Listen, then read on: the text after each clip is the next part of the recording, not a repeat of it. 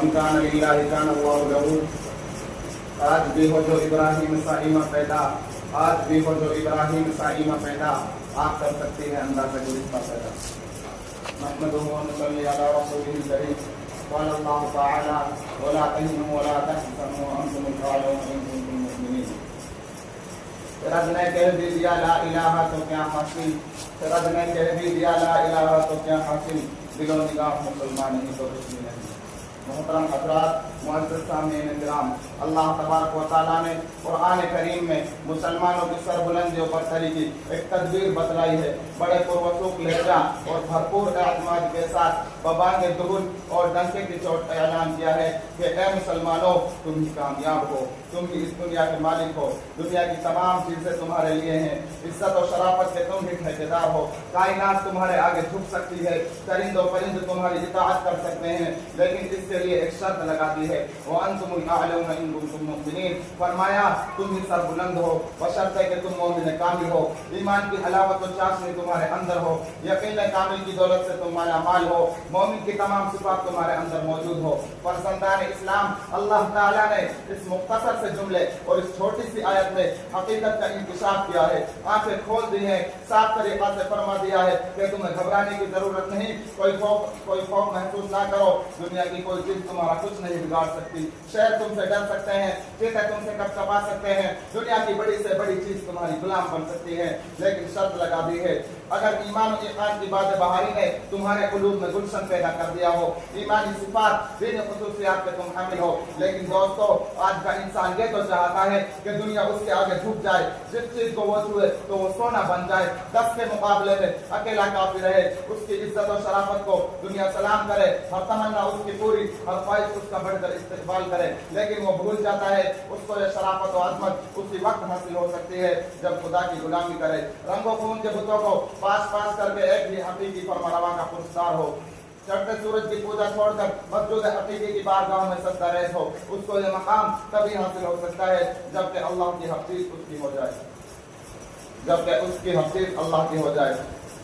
شیخ Saadi رحمۃ اللہ نے ایک شخص کو دیکھا کہ وہ شیر پر بیٹھا ہے، ڈنڈا اس کے ہاتھ میں ہے اور شیر کا کام اینٹ رہا ہے، اس کو جدھر چاہتا ہے چلاتا ہے، شیر بلا چون چرا اس کی تابعداری کر رہا ہے، اس کے آگے آگے چل رہا ہے. شیخ صاحب کو یہ دیکھ کر بڑا تعجب ہوا. اس آدمی نے شیخ سعدی کو متعجب و حیران دیکھ کر کہا، اے سعدی، تعجب کیوں کر رہے ہو؟ یہ تو شیر ہے، دنیا کی ہر چیز تمہاری تابعدار بن سکتی ہے، لیکن شرط لگا دی ہے تو از حکم داور گردن مپیچ، تو از حکم داور گردن مپیچ، کہ گردن نہ پیچت از حکم تمہیں، کہ تم خدا کے حکم سے سرتابی نہ کرو، دنیا کی کوئی طاقت تمہارے حکم سے سرتابی نہ کرے گی. کسی عارف نے سچ کہا ہے، من کان للہ کان اللہ لہ، جو اللہ کا ہو گیا اللہ اس کا ہو گیا. حضرات، آج مسلمان کی حالت یہ ہو گئی ہے کہ ایمان سے اور دور، حقیقی معرفت کا اس کے پاس کوئی نام و نشان نہیں، نہ اس کا کوئی مقام ہے، نہ منصب و ٹھکانہ. وہ دردنگی ہو کر کھاتا پھر رہا ہے. کل جو تمام دنیا پر حکومت کرتا تھا آج وہ غلام بنا ہوا ہے. کل جو سمندروں میں گھوڑے ڈالتا تھا آج خود و پانی سے ڈرتا ہے. کل جو ہواؤں کے رخ موڑ دیتا تھا آج ہوا کے تھپیڑے اس کے رخ کو جھلسا دیتے ہیں. کل جو آگ سے صحیح سلامت نکل جایا کرتا تھا آج اس کی حالت یہ ہے کہ ایک ہی چنگاری اس کے پورے وجود کو خاکستر کر دیتی ہے. ایک ہی چنگاری اس کے پورے وجود کو خاکستر کر دیتی ہے. کل جو حاکم تھا آج محکوم ہے، کل جو آقا تھا آج غلام ہے. حقیقت یہ ہے کہ فلاکت و نقبت نے ایسے گھیر لیا ہے، پریشانی و زبو حالی اس کی قسمت بن گئی ہے، اس کا ایمانی شعلہ سرد پڑ چکا ہے. مولانا حالی نے درد بھرے انداز میں اس کا رویا ہے. گھٹا سر پہ ادبار کی چھا رہی ہے، گھٹا سر پہ ادبار کی چھا رہی ہے، فلاکت سما اپنا دکھلا رہی ہے. نحوست پسو پیش منڈلا رہی ہے، نحوست پسو پیش منڈلا رہی ہے، چپو راست سے یہ صدا آ رہی ہے. کہ کل کون تھے آج کیا ہو گئے تم، کہ کل کون تھے آج کیا ہو گئے تم، ابھی جاگتے تھے ابھی سو گئے تم. حاضرین کرام، یہ حقیقت روز روشن کی طرح آیا ہے کہ آج ہمیں اپنے ایمان کا بھی پاس و لحاظ نہیں رہا ہے. صرف نام کے مسلمان باقی رہ گئے ہیں، مسلمانوں کی ان صفات تک باقی نہیں رہی. وہ جوش و ہمت، وہ جذبہ اطاعت اور اخلاص و للہیت نہیں ہے. کفر ہمارے اوپر ہنس رہا ہے، باطل ہم پر اندازن ہے، لیکن ہم ہیں کہ خدا کو فراموش کیے بیٹھے ہیں. اقبال مرحوم نے قوم کو احساس دلایا اور کہا، اندازن کفر ہے احساس تجھے ہے کہ نہیں، खंदासन कुफ्र है, एहसास तुझे है कि नहीं, अपनी तौहीद का कुछ बात तुझे है कि नहीं। दोस्तों, जब मुसलमान मदाइन फतह करने के लिए गए तो रास्ता में एक समंदर पड़ गया।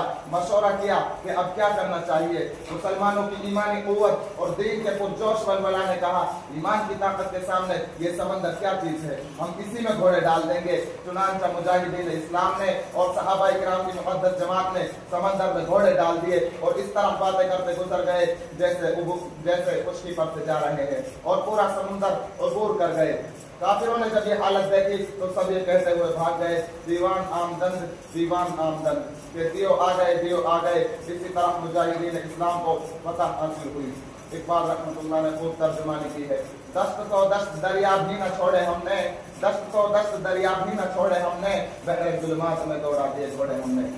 हजरात, ये एक ही ऐसा वाकया नहीं है, बल्कि तारीख के सफ़हात पर ऐसे सैकड़ों हजारों वाकयात आपको मिल जाएंगे जिसमें मुसलमानों ने हर मैदान में फतह पाई। उन्होंने पहाड़ों से टक्कर ली तो पहाड़ों की संगीनी में दिल छूट गए। बादशाह में आए हुए तो उनका रुख मोड़ दिया। वो जंगलों में गए तो जंगलों ने उनका बढ़कर इस्तेमाल किया। उन्होंने खाक पर हाथ डाला, उसे सोना बना दिया। चरिंद परिंद दरिंद उनके ताबे हो गए। बयाबानों के जर्रे, आसमानों के तारे, समुद्रों के कतरे, सबने उस आमदीद कहा। इकबाल रहमतुल्लाह ने दुरुस्त फरमाया, वो मुअस्सस थे ज़माने में मुसलमान होकर, वो मुअस्सस थे ज़माने में मुसलमान होकर, और तुम पार हुए तारीख़ कुरान होकर। अल्लाह तबारक व तआला के